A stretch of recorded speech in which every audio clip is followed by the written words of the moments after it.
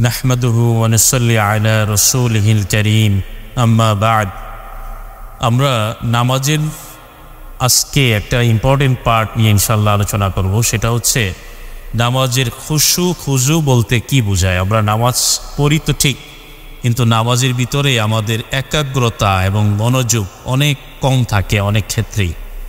যে নামাজ তো পড়তেছি ঠিক, কিন্তু শরীর আমরা যেখানে আপনার চুলকানো দরকার সেখানে চুলকাচ্ছি। নামাজ তো পড়তেছি ঠিক, ফ্যানের দিকেও তাকাচ্ছি। নামাজটি পড়তেছি তো ঠিক, কিন্তু সামনে দিয়ে গিয়ে কি কালারের ব্যাগ নিয়ে যাচ্ছে সেটাও আমরা নামাজ থেকে উপলব্ধি করতে পারতেছি।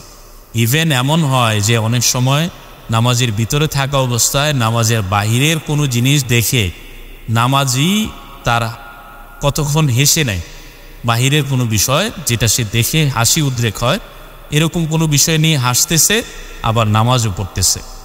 তো আমাদের এই বিষয় থেকে উত্তরণের জন্য রাসূলুল্লাহ সাল্লাল্লাহু আলাইহি সাল্লাম বর্ণিত একটি পন্থা রয়েছে যে যখন আমরা নামাজ পড়ব, আল্লাহ রাসূল সাল্লাল্লাহু আলাইহি সাল্লাম বলেন যে তোমরা এমনভাবে নামাজ পড়ো, এমনভাবে তোমরা আল্লাহর ইবাদত করো যেন তুমি তাকে দেখতে পাচ্ছ।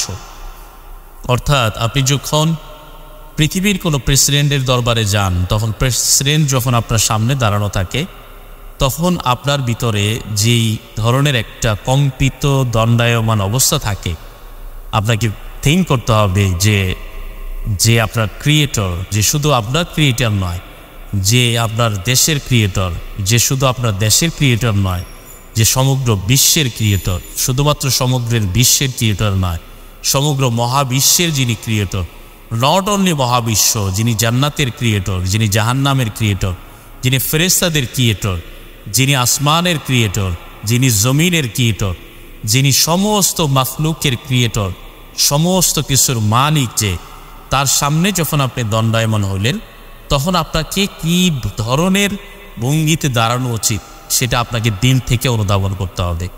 এই জন্য রাসূলুল্লাহ সাল্লাল্লাহু আলাইহি সাল্লাম বলেছেন যে আল্লাহর ইবাদত এমনভাবে করো যেন তাকে তুমি দেখতে পাচ্ছ।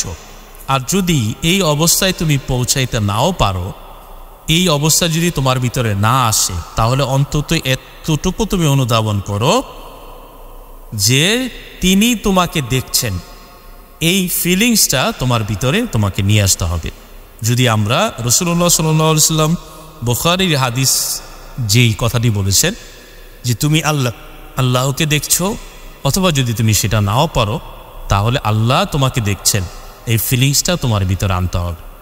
2 নম্বর আরেকটা পয়েন্ট, যদি আমরা এইভাবে নামাজ পড়ি যে আমাদের সামনে আমাদের রব রয়েছেন, আমাদের পিছনে আজরাইল রয়েছে, আমি যখন সিজদাতে যাব তখন আমার জানটা কবজ হয়ে যেতে পারে, এবং আমার ডান পাশে জান্নাত, বাম পাশে জাহান্নাম, এবং আমি ফুলসিরাতের পুলের উপরে দাঁড়ায় আমি নামাজ পড়তেছি, এবং এই নামাজটাই আমার জীবনের শেষ নামাজ।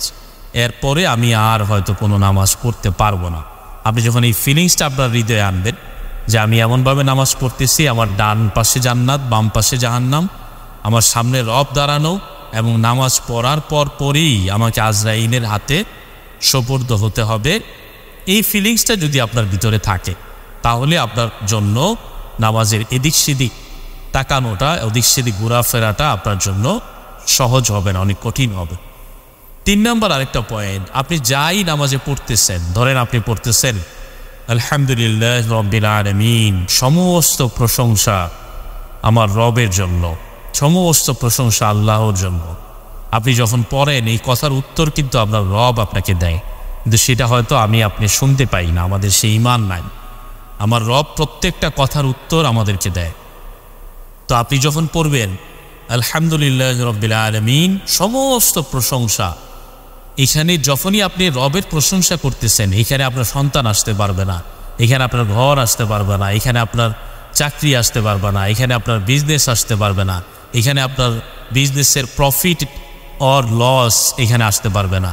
এখানে সমস্ত কিছুর চেয়ে সাহাবায়ে কেরাম এমনভাবে নামাজ পড়তো যে তাদের মাথার উপরে যদি একটা পাখিও বসে থাকতো, সেই পাখিটা মনে করত যে একটি মানুষ নয়, বরঞ্চ একটি তারের খাম্বা অথবা এই ধরনের কোনো পিলারের উপর পাখিটা মনে হয় বসে আছে। এইটা ছিল তাদের খুশুখুজুর নমুনা। এবং তাদের খুশুখুজুর যদি উদাহরণ আমরা দিই, সাহাবায়ে কেরাম এত বেশি নামাজে একাগ্রতা ছিলেন যে নামাজের ভিতরে যদি অপারেশন করে তার পায়ের একটি তীরও খুলে ফেলা হতো, সেই তীরটার ব্যথাটাও তারা অনুভব করতেন না। দ্যাটস দ্য ফিলিংস অফ সালা। আপনাকে আমাকে এই ফিলিংস যদি আমরা নাও আনতে পারি, কিন্তু অন্তত এই তিনটা বিষয় যদি আমরা মনে রাখি, যেই বিষয়গুলো আমরা এই ভিডিওতে উল্লেখ করলাম, তাহলে আমরা অবশ্যই নামাজে আন্তরিকতা এবং একাগ্রতা ফিরে পাবো। আল্লাহ তাআলা আমাদেরকে তৌফিক দান করুন, আমিন।